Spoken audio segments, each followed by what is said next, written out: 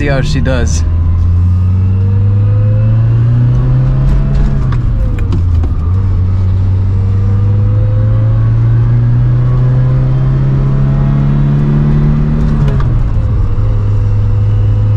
Alright, what's going on guys, and welcome back to the channel.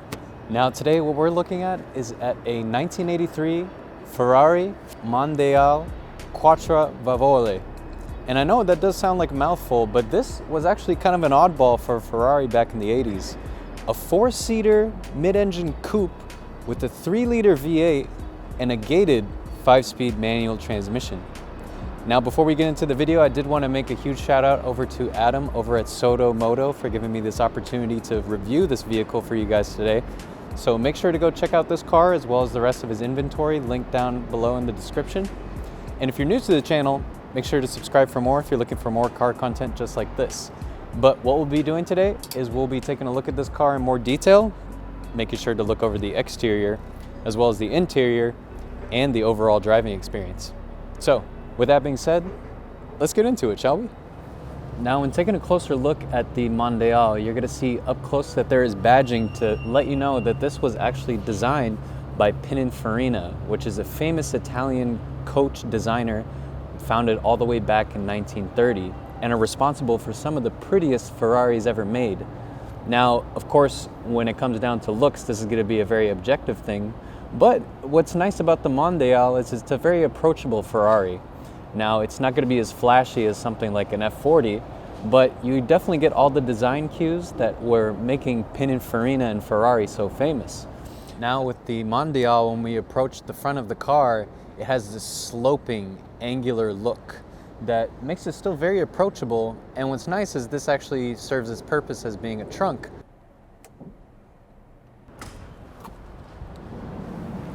Now as we take a peek underneath the hood, what we're looking at here is a 3-liter, 4 valves per cylinder V8, making about 237 brake horsepower and about 191 pound-feet of torque at 5,000 RPM. Now, these are very respectable numbers by today's standards, but definitely nothing mind-blowing to say the least. Technology has definitely came a long way, and there's a lot more modern Ferraris that are going to go a lot faster, but you have to remember that this is more focused on the experience as a whole. And I would say that this car can be just as enjoyable as one of the super fast vehicles that you can get today.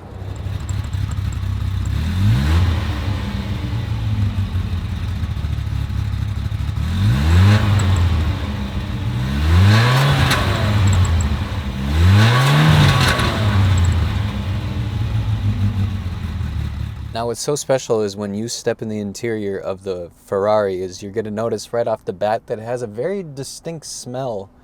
It's like with certain car brands, they have like a certain distinct smell. Like some German cars, they almost smell like Crayola crayons. And I feel like maybe it's just the amount of leather that I'm currently surrounded by that I'm really getting different distinct smells coming at me. But it makes me feel like I'm in a really special place. And I love just the skinny 3-spoke steering wheel that's looking right in front of me. Everything is pretty legible for the most part when it comes to the speedometer and the tachometer.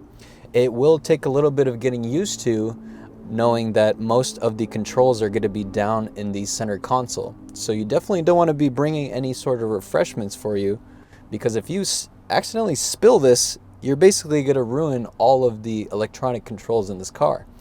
And on top of that, this is a dogleg gated shifter.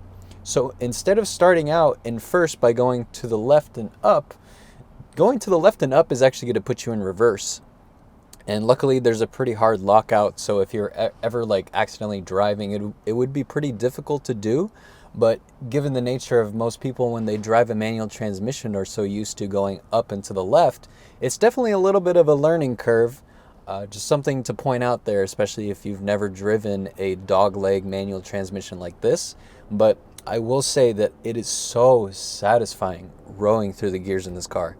The gated shifter is just an experience that all petrol heads should get an opportunity to do, because trust me, it's very hard to go back once you get the experience.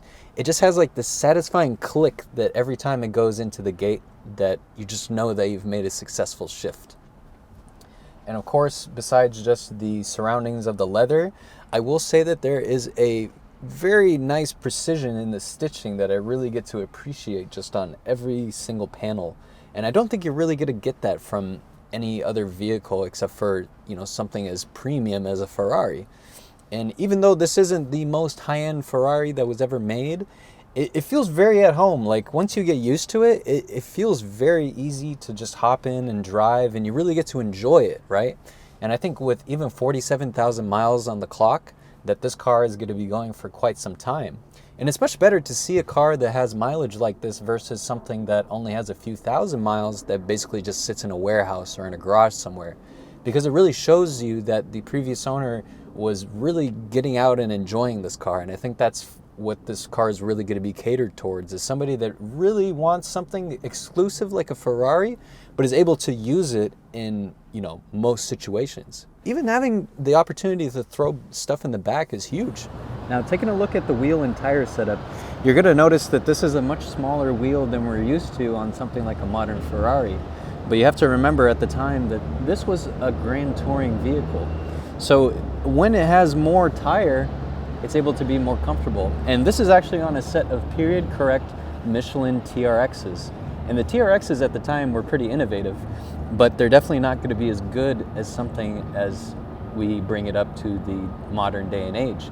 But if you wanted something that is period correct, that's going to give you the most accurate representation of what this car would have drove like in the 80s, this is actually a wonderful tire. So getting behind the wheel of the Ferrari, once you get the engine and transmission all warmed up, it is such a satisfying experience. You really get to enjoy the car for what it is. This manual transmission, wow, what a noise. And for me, this is the first Ferrari that I've ever driven in my entire life, so this is a really special moment for me. I know this may not be the most expensive Ferrari in the world, but to me, this is everything.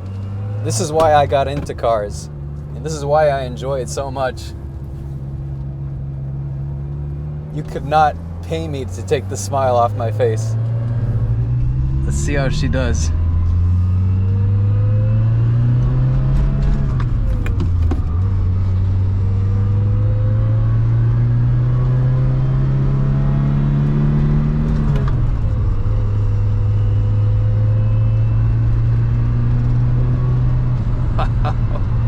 That's amazing.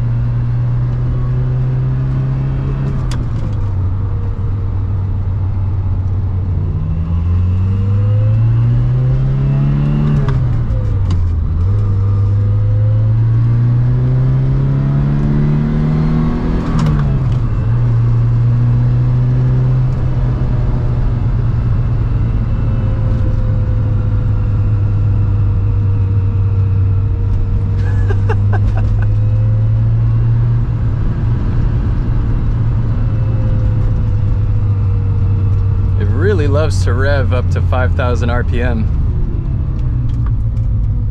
Not as torquey as some other cars, but just the symphony behind you of that V8 is really something.